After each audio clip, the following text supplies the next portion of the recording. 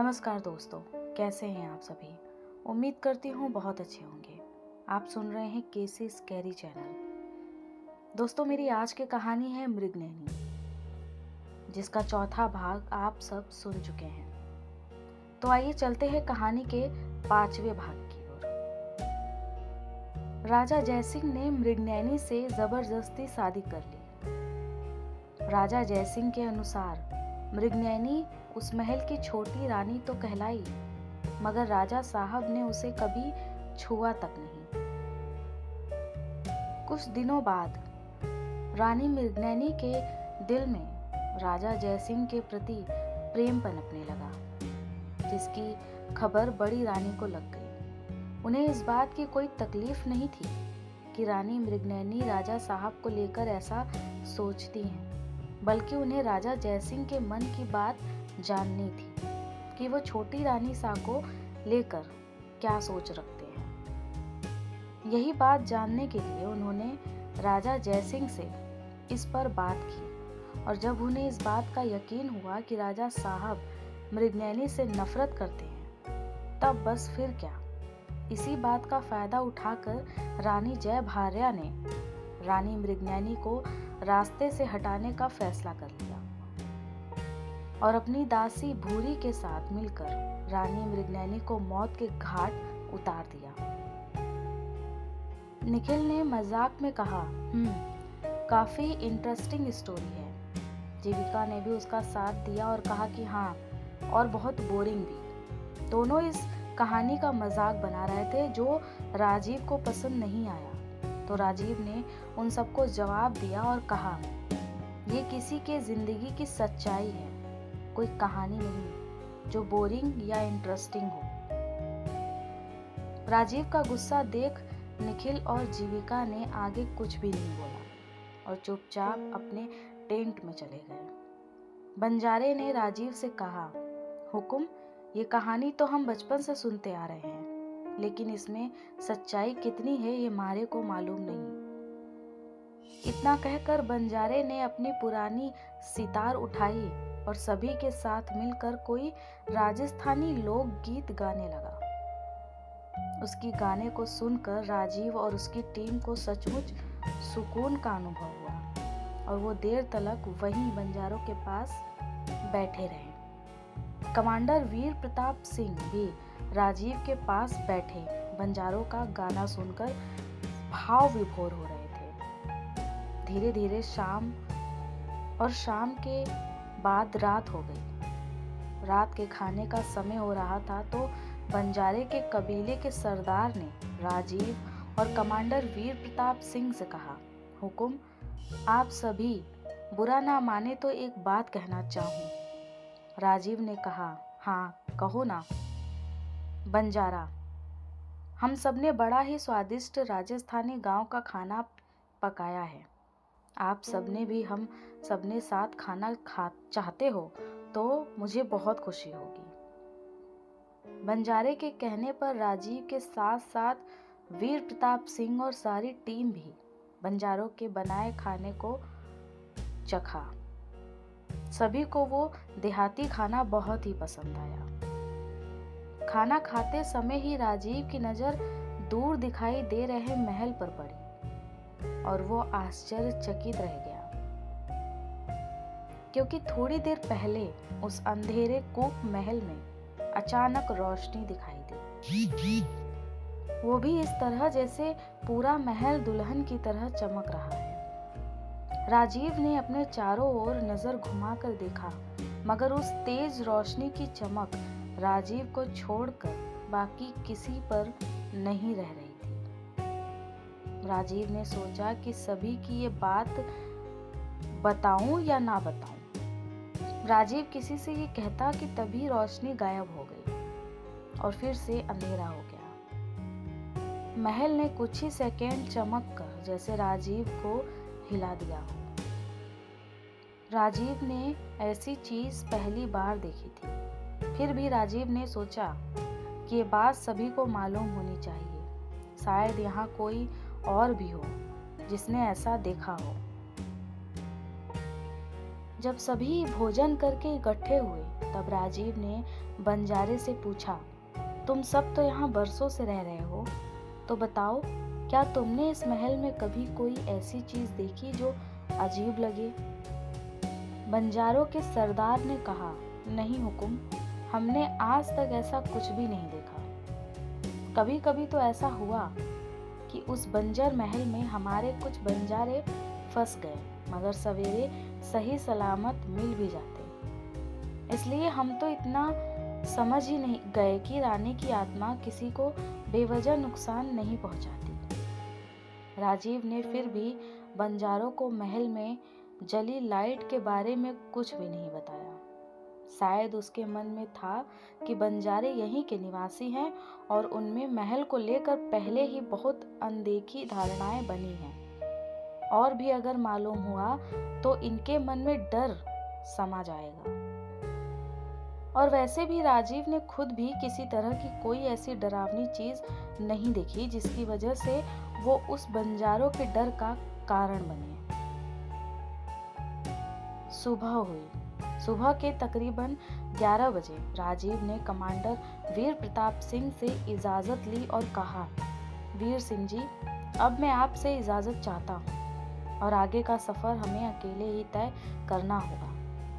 वीर सिंह जी ने कहा, मगर राजीव, आनंद साहब ने तो मुझे आपके साथ ही रहने को कहा है, और अब आप अकेले ही उस खंडहर में जाएंगे तो मैं उन्हें क्या जवाब दूंगा?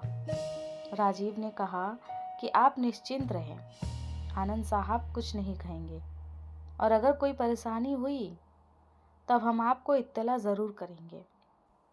इतना कहकर राजीव अपने टीम के साथ वीर प्रताप सिंह जी से विदा लेता है और सभी महल की ओर चल देते हैं। कुछ देर बाद निखिल ने जोर से ब्रेक मारा। राजीव, क्या हुआ निखिल? तुमने गाड़ी क्यों रोक दी? कोई परेशानी है क्या? निखिल ने जवाब दिया, हाँ, परेशानी तो है। लगता है गाड़ी कहीं किसी गड्ढे में चली गई है। सभी उतर कर देखते हैं कि गाड़ी का पहिया पूरी तरह से रेत के गीले कीचड़ में जा फंसा है, और फिर मिलकर उसे बाहर निकालने की सभी कोशिश करने लगे। बहुत देर बाद सभी पहिए को निकालने में सफल हो जाते हैं और आगे बढ़ते हैं। सभी कुछ दूर गए होंगे कि तभी गाड़ी का दूसरा पहिया भी रेत के कीचड़ में फंस जाता है। लेकिन इस बार राजीव ने गाड़ी वहीं छोड़कर पैदल ही जाने का फैसला किया, क्योंकि रात बारिश की वजह से वहां से महल तक रेत के दलदल दिखाई दे रहे थे, जिस पर गाड़ी से जाना तो दूर, पैदल भी जाना मुश्किल था। राजीव के कहने पर सभी पैदल ही उस कीचड़ में धंसते हुए आगे बढ़ने लगे। रास्ता इतना मुश्किल था कि कुछ ही मिनटों में सबकी हवा टाइट हो गई। जीविका ने कहा, आह राजीव, अब मैं और नहीं चल सकती कुछ दूर। राजीव ने कहा कि चुपचाप चलती रहो, हम सब भी तो चल रहे हैं इसी दलदल में, और वैसे भी तुम्हें ही आना था हमारे साथ, अब भुगतो। राजीव ने गुस्से में जीविका से कहा, जीविका, तुम मुझे हर बार ताना क्यों मारते रहते हो? हाँ, मैंने मना किया कि मैं नहीं चलूंगी, लेकिन चल तो रही हूं ना। राजीव मुंह बनाते हुए बोला, अब लड़ती रहोगी कि चलोगी भी? दोनों की लड़ाई में कब सब महल के करीब पहुंच गए पता ही नहीं चला। दोनों की लड़ाई में कब सब महल के करीब पहुंच गए पता ही नहीं चला। और रंजन ने कहा कि वाओ, क्या सीन है। महल को देख सभी की आंखें जैसे चौंधिया गईं। वो टूटा फूटा जर्जर हो चुका महल अभी भी भव्य और आलीशान दिखाई दे रहा था। राजीव ने कहा कि आनंद साहब ने जितना इस महल के बारे में बताया था, उससे कहीं ज्यादा ये महल खूबसूरत है। वीना ने भी कहा, हाँ, ये सच में बहुत बड़ा और सुंदर है। राजीव, निखिल, अपना कैमरा निकालो और वीडियो शूट करो। हमारे पास एक एक जगह की वीडियो होनी चाहिए। निखिल ने कहा, आपके कहने से पहले ही मैंने वीडियो बनाना शुरू कर दिया है। राजीव ने झट से अपने कंधे पर लटकाए हुए बैग से भूतों से बात करने वाला यंत्र निकाला और उसे ऑन कर दिया। सभी चारों ओर घूमकर पूरे महल के चक्कर लगाने लगे। निखिल हर एक चीजों की वीडियो रिकॉर्डिंग करने लगा और कैमरे में सब कुछ कैद करने लगा। जीविका महल के गार्डन में अपने दोनों हाथ फैलाकर जोर से चिल्लाती हुई बोली, वाओ, ये महल तो बहुत ही सुंदर है, जी करता है यहीं रह जाऊं। राजीव जीविका को ऊपर के छज्जे से देख रहा होता है और उसे ये देखकर हंसी आ जाती है। तभी जीविका झूमती हुई, नाचती हुई मजाक मजाक में ही मृगनयनी का नाम पुकारने लगती है। राजीव ये सुनते ही जीविका से कहता है कि जीविका, ये क्या कर रही हो तुम? चुप हो जाओ। जीविका ने कहा, क्यों चुप हो जाऊं? क्या हो गया अगर मैंने मृगनयनी को बुला लिया तो? तभी वीना बोल पड़ी, अरे ऐसे किसी आत्मा का नाम पुकारने से वो आ जाती है। अगर उसे गुस्सा आ गया तो वीना इतना कहती ही चुप हो गई। तभी राजीव उसे टोकते हुए बोला, वीना शट अप, चलो तुम सब अब ऊपर जाओ। रात होने से पहले हमें ऐसा स्पॉट्स ढूंढना है जहां हम पैरानॉर्मल एक्टिविटी शूट कर सके, ताकि ये मालूम हो सके कि क्या सच में ये जगह हॉन्टेड है या फिर सिर्फ अफवाह। निखिल ने कहा, अफवाह ही हो तो बेहतर है। धीरे धीरे अंधेरा हो गया। सभी महल के गार्डन में पहुंचे जहां हरी घास की हरियाली थी। राजीव ने कहा, हाँ ये जगह सही होगा हमें रात गुजारने और कैमरे लगाने के लिए। रंजन ने तुरंत ही वहां आग जलाई और फिर निखिल और रंजन ने मिलकर टेंट लगाया। चारों ओर पेड़ों पर कई कैमरे भी लगवा दिए गए। जलाई हुई आग की रोशनी में राजीव ने शूटिंग शुरू कर दी। उसने वो यंत्र रखा जिससे आत्माओं से बात की जा सके और फिर कैमरा ऑन कर दिया। सभी उस यंत्र के चारों ओर बैठ गए और फिर किसी अनकही आहट का इंतजार करने लगे। तकरीबन 3 घंटे बाद जीविका ने कहा, राजीव, तुम्हें नहीं लगता कि हम अपना समय खराब कर रहे हैं? यहाँ ऐसा कुछ भी नहीं मिलने वाला जिसका तुम्हें इंतजार है। मेरी मानो तो सुबह होते ही घर के लिए निकल चलो। राजीव ने जीविका की बात को उतनी तूल नहीं दी और अपने काम में लग गया। तभी उसे खटखट की आवाज सुनाई दी। राजीव ने जब उठकर देखा तो निखिल अपने मोबाइल का नेटवर्क सेट कर रहा था। निखिल ने कहा, अरे यार, यहाँ तो बिल्कुल भी नेटवर्क नहीं है, मेरा फोन तो बिल्कुल भी काम नहीं कर रहा। वीना, अगर ऐसा है तो हम मुसीबत में मिलिट्री वालों की मदद भी नहीं ले पाएंगे। राजीव ने कहा, शांत हो जाओ, कोई प्रॉब्लम नहीं आएगी। सभी ने देखा कि राजीव की नजरें अपने भूतों से बात करने वाले यंत्र पर है, जिसमें रेड लाइट लगातार जल रही थी और कुछ खर खर की आवाज भी आ रही थी। निखिल ने कहा, ये क्या सच में काम कर रहा है? ऑफिस में तो मैंने इस पर कॉपी गिरा दी थी, तब ये तो ऑन ही नहीं हो रहा था, तो आज कैसे हुआ? वीना, व्हाट? कॉफी? तुम भी ना? सभी की नजरें उस यंत्र पर टिक गई और फिर राजीव ने पूछा, कौन है आप? क्या आप मुझे सुन पा रही हैं? राजीव ने सवाल किया, लेकिन सामने से कोई जवाब नहीं आया। राजीव ने फिर से पूछा, कौन है यहाँ? क्या कोई है जो मुझे सुन पा रहा है? इस बार भी उसे कोई जवाब नहीं आया। तभी जीविका ने मजाक में ही रानी मृगनयनी का नाम लेते हुए कहा, क्या तुम इस महल की रानी मृगनयनी हो? राजीव ने जीविका को चुप कराते हुए कहा, जीविका, मजाक मत करो और चुप रहो। जीविका के इतना कहते ही उस यंत्र में पहले से भी ज्यादा तेजी से लाइट जलने लगी और हल्की हल्की फुसफुसाने की आवाज और भी ज्यादा तेज हो गई। राजीव ने जब ध्यान से सुनने की कोशिश की तो वो चौंका और थोड़ी देर के लिए पीछे हट गया। राजीव ने सुना कि तेरी मौत निश्चित है। ये शब्द उसके कानों पर पड़े और उसके पैर अपने आप पीछे की ओर चले गए। राजीव ये सुनकर काफी घबरा गया, मगर इस डर को अपने टीम मेंबर के सामने जाहिर नहीं होने दिया और सुबह वहां से जाने का फैसला किया। राजीव को इतना ही काफी था। हालांकि सभी को राजीव के इस फैसले से आश्चर्य हुआ, मगर किसी ने कुछ कहा नहीं और सुबह होते ही सभी वापस आने लगे। किसी तरह वो अपनी गाड़ी के पास पहुंचे और फिर वहां से घर से लिए रवाना हो गए। यह बात जब कमांडर वीर प्रताप सिंह को पता चली तो उन्होंने 2 सिपाही बुलवाकर राजीव और उसकी टीम को वापस ले आए। वीर सिंह ने कहा, क्या बात हुई राजीव साहब, आप इस तरह से वापस क्यों चले आए? क्या आपका रिसर्च खत्म हुआ? राजीव ने जवाब दिया, नहीं, लेकिन किन्हीं कारणों से ये काम मैं यहीं रोकना चाहता हूँ। वीर सिंह ने फिर पूछा और कहा कि ठीक है, चलिए मैं आपको राजस्थान के सीमा तक छोड़ देता हूँ। राजीव ने हामी भरी और वो कमांडर वीर प्रताप के जीप में बैठकर चल दिए। सभी के लिए बहुत ही आश्चर्य कर देने वाली बात थी कि राजीव जैसा इंसान जो इन सब चीजों के लिए पागल है, वो अचानक ही सब कुछ सेटअप करने के बाद भी सारी चीजें समेटकर वापस क्यों जा रहा है। मगर टीम में किसी की भी इतनी हिम्मत नहीं थी कि वो राजीव से इस बारे में सवाल कर सके।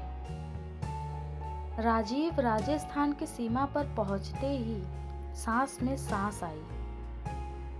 तभी आनंद साहब का राजीव के नंबर पर कॉल आया। घंटी बजी और राजीव ने कॉल उठाया। हेलो आनंद साहब, कहिए कैसे हैं आप? आनंद साहब ने कहा, राजीव, मुझे तुझे एक बात बतानी है। राजीव ने कहा, हाँ बताइए। आनंद साहब कुछ बोलते कि इससे पहले ही वो जगह आ गई जहां राजीव और उसकी टीम भीलवाड़ा आते समय रुके थे। राजीव की नजर उस बोर्ड पर पड़ी जिस पर आगे की दिशा निर्देश के साथ साथ ही होटल का नाम भी लिखा था।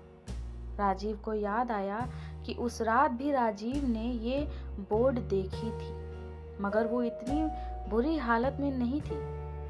महल में जैसे धूल मिट्टी और गंदगी थी, वैसे ही उस बोर्ड पर भी। महज 2 दिनों में ऐसा हुआ कि इस बोर्ड को हटाकर सड़क के किनारे रख दिया गया। आनंद साहब कुछ बोलते कि राजीव बोल पड़ा, आ गई होटल जहां हम पिछली रात ठहरे थे।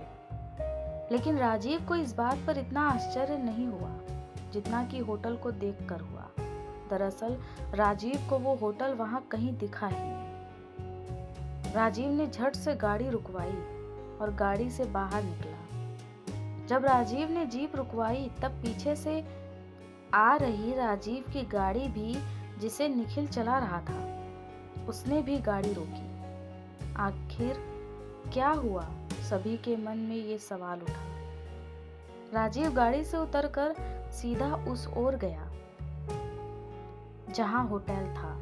उसे ताज्जुब हुआ कि एक पूरा का पूरा होटल ही उस जगह से गायब था।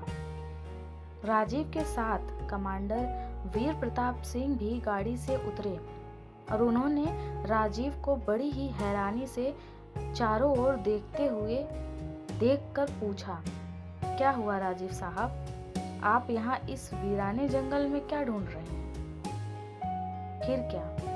राजीव ने वीर प्रताप सिंह को सारी बात बताई, जिसे सुनकर वो जोर जोर से हंसने लगे और बोले, क्या राजीव बाबू, आप भी मजाक अच्छा कर लेते हैं। जीविका ने कहा, नहीं वीर सिंह जी, ये मजाक नहीं, हकीकत है।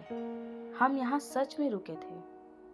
और तभी कॉल पर इंतजार करता आनंद राजीव से बोला, हाँ, मैं भी यही कहना चाहता था कि राजस्थान की सीमा पर होटल तो क्या, एक झोपड़ी तक नहीं मिलेगी, तो तुम लोगों को आलीशान महल कहाँ से मिल गया? राजीव इस बात से बेहद हैरान हुआ, मगर वो करता भी तो क्या। उसने सोच लिया कि चलो, जिस काम के लिए आया था वो तो हुआ नहीं, बल्कि एक और रहस्य से पर्दा उठ गया। इन आत्माओं की लीला यही जाने। यही सोचकर वो वापस गाड़ी में बैठकर जाने लगे। घर आने के बाद राजीव तो ये सब भूलने की कोशिश कर रहा था, मगर कहीं न कहीं उसे महल की वो बात खटक रही थी कि वो किसकी आवाज थी जिसने राजीव को मारने की बात बोली, और यही बात उसे उस जगह फिर से जाने के लिए प्रेरित कर रही थी। उधर राजीव अपने काम को अंजाम देने और रहस्य से पर्दा उठाने में जुटा हुआ था, तो दूसरी ओर जीविका कुछ अजीब सी हरकतें करने लगी। भीलवाड़ा से आने के 3 दिन बाद राजीव, बेटा जल्दी चलो, देखो जीविका की माँ विमला देवी सुबह सुबह ही राजीव के घर पर भागती हुई आई और राजीव के अपने साथ ये कहकर ले गई कि जीविका को कुछ हो गया है, वो अपने होश में नहीं है। राजीव भागता हुआ जीविका के घर पहुंचा और वहां का नजारा देखकर चकित रह गया। पहले तो जीविका घुटनों के बल जमीन पर चलते हुए कुछ ढूंढ रही थी। उसके बाल बिखरे और आंखें बिल्कुल लाल और डरावनी दिख रही थी। राजीव जीविका को कुछ बोल पाता कि अचानक वो जमीन पर चलते चलते दीवारों पर चलने लगी, जिसे देखकर जीविका की माँ बेहोश हो गई। राजीव की आंखें जैसे फटी की फटी रह गई। पहले तो जीविका घुटनों के बल रेंग रेंग कर दीवार पर चल रही थी, उसके बाद वो सीधी पांव तले दीवार पर चलने लगी। राजीव ने फिर जोर से आवाज लगाई, जीविका।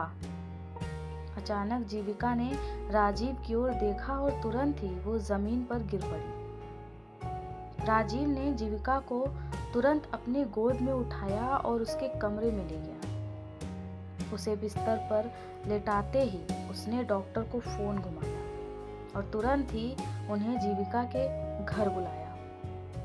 कुछ ही देर हुए थे कि डॉक्टर साहब वहां पहुंचे और फिर राजीव उन्हें जीविका के कमरे में ले गया। कुछ देर नब्ज चेक करने के बाद डॉक्टर ने जीविका को एक इंजेक्शन लगाया और फिर राजीव से पूछा, आखिर हुआ क्या था? घर के डॉक्टर होने के कारण राजीव ने उन्हें सब कुछ बताया और फिर उन्होंने कहा, तुम घबराओ मत, मैं तुम्हें एक मनोचिकित्सक का नंबर देता हूँ, तुम उसके पास जीविका को ले जाओ। मैं ये नहीं कहता कि जीविका पागल हो गई है, लेकिन कभी कभी ऐसा होता है कि किसी कारण से इंसान के अंदर डबल पर्सनैलिटीज डेवलप हो जाती है। इसे ही हम विज्ञान की भाषा में पर्सनैलिटी डिसऑर्डर कहते हैं। और तुम चोटों की बात से घबराओ मत। उतनी ऊंचाई से गिरने के बाद जीविका को बहुत चोटें आनी लाजमी है। कुछ दिनों में ये ठीक हो जाएगी। अच्छा, अब मैं चलता हूँ। इतना कहकर डॉक्टर साहब वहां से चले गए। राजीव बहुत देर तक जीविका के पास बैठा रहा। जीविका की माँ को जब होश आया तो वो भी अपनी बेटी की ऐसी दशा को देखकर फूट फूट कर रोने लगी। राजीव ने उन्हें समझाया, लेकिन राजीव को खुद ही ये समझ में नहीं आ रहा था कि अचानक जीविका को क्या हो गया, वो ऐसी हरकतें क्यों कर रही थी। राजीव को भी लगने लगा कि जीविका को साइकियाट्रिस्ट को दिखाना चाहिए। जीविका के होश में आते ही वो उसे किसी साइकियाट्रिस्ट के पास ले जाएगा और फिर वो जीविका के होश में आने का इंतजार करने लगा। कुछ घंटों बाद जीविका होश में आई। उसे होश में आता देख राजीव दौड़कर उसके पास गया और उसका हाल पूछा। जीविका ने राजीव की बातों का कोई जवाब नहीं दिया और होश में आते ही उसने कहा, मुझे बहुत जोरों की भूख लगी है, मुझे खाना दो। राजीव ने सुनकर बहुत खुश हुआ कि उसे लगा कि जीविका अब एकदम ठीक है, क्योंकि उसे पहले से ही खाना बहुत पसंद है। राजीव ने तुरंत ही जीविका की माँ से बोलकर उसके लिए खाना लगवाया। जीविका टेबल पर आई और खाना शुरू किया। उसे खाना खाता देख दोनों बहुत हैरान हुए। वो इसलिए क्योंकि जीविका अपने हाथों से खाना खा रही थी। उसने अपने दोनों हाथ खाने में डुबो दिए थे और बिल्कुल जानवर की तरह दोनों हाथों से मुंह में खाना भरे जा रही थी, वो भी ऐसे जैसे वो बरसों से भूखी हो। इतने में जीविका के पिता भी वहां पहुंच गए, जो कि किसी काम से शहर से बाहर गए हुए थे। जीविका को ऐसे बर्ताव करता देख वो भी चकित रह गए। राजीव ने पूछने पर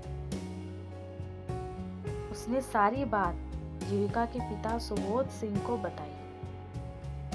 इतने में जीविका के पिता भी वहां पहुंच गए और डॉक्टर से बात की। सभी को ऐसा लग रहा था कि जीविका किसी मेंटल बीमारी से पीड़ित है, मगर कुछ दिनों पहले तो वो बिल्कुल ठीक थी। और जीविका ऐसी लड़की भी नहीं थी जो किसी बात का कोई दिमागी प्रेशर ले। वो तो बेहद खुले मिजाज और खुशनुमा लड़की थी। राजीव ने दिमाग के डॉक्टर प्रमोद शर्मा से बात की। प्रमोद शर्मा ने राजीव को आश्वासन देते हुए कहा, तुम बिल्कुल चिंता मत करो, जीविका बिल्कुल ठीक हो जाएगी। उन्होंने जीविका को चेक किया और राजीव से कहा कि कल मैं जीविका की पूरी रिपोर्ट आने के बाद ही कुछ बता सकता हूँ कि आखिर परेशानी कहाँ है। अभी फिलहाल मैंने जीविका के लिए मेडिसिन लिख दी है, तुम इसे समय समय पर खिलाते रहना और कल सुबह मुझसे आकर मिलना। राजीव ने डॉक्टर साहब से इजाजत ली और जीविका को लेकर वापस घर आ गया। रात तकरीबन 11:30 बजे राजीव अपने कमरे में बैठा किताब पढ़ रहा था कि तभी उसकी नजर खिड़की के बाहर गार्डन में पड़ी। उसने देखा कि कोई सामने पेड़ के पास अकेले बैठा है। राजीव को ठीक से दिखाई नहीं दे रहा था, तो वो उठकर खिड़की की ओर करीब गया और पास से देखा तो शायद वो जीविका थी, ऐसा सोचा। राजीव ने सोचा कि आखिर जीविका इतनी रात गए बाहर अकेली गार्डन में क्या कर रही है, और ये जानने के लिए वो भागा। जब बाहर गार्डन में पहुंचा तब उसने देखा कि जीविका गीली घास पर बैठी हुई थी। राजीव ने कहा, जीविका तुम यहाँ क्या कर रही हो, वो भी इतनी रात गए? जीविका ने कोई जवाब नहीं दिया। राजीव ने फिर पूछा, जीविका मैं तुमसे बात कर रहा हूँ, क्या कर रही हो यहाँ अकेले? राजीव के गुस्से से कई बार पूछने पर जीविका अचानक उठी और राजीव के बेहद करीब आकर खड़ी हो गई। राजीव हड़बड़ाया और एकदम से चौंक गया।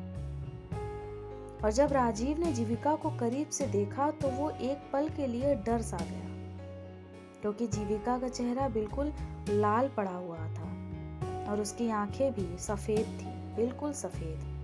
तब राजीव को एक पल के लिए ये एहसास हुआ कि ये शायद जीविका नहीं, कोई और है। राजीव ने जीविका को जोर से पुकारा, जीविका।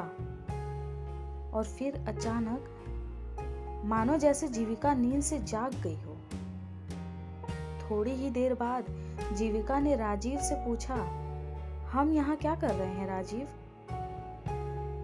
राजीव ने कहा, मुझसे क्या पूछती हो, तुम ही तो यहाँ अकेली काफी देर तक बैठी थी, तुम बताओ तुम यहाँ क्या कर रही थी? जीविका हैरान थी। उसने अपना सर पकड़ लिया और बोली, मेरे सर में बहुत दर्द हो रहा है और नींद भी आ रही है, मुझे मेरे घर ले चलो। राजीव ने तुरंत ही जीविका को गोद में उठाया और उसके कमरे में ले गया। जीविका को बिस्तर पर लिटाते हुए बड़े ही प्यार से राजीव उसके सर पर हाथ फेरता है और उसकी ओर देखता है। राजीव की आंखों में जीविका को देखकर आंसू आ जाते हैं, ये सोचकर कि आखिर जीविका को हो क्या गया है जिसकी वजह से वो ऐसा बर्ताव कर रही है। दोस्तों, अगर आपको ये कहानी डरावनी लगी हो तो केसी स्कैरी चैनल को सब्सक्राइब जरूर करें, बेल आइकन जरूर दबाएं ताकि जब भी एक नया वीडियो आए वो आप तक जरूर पहुंचे। और हाँ, कहानी का अगला भाग जल्द ही आएगा। ये कहानी अभी यहीं खत्म होती है।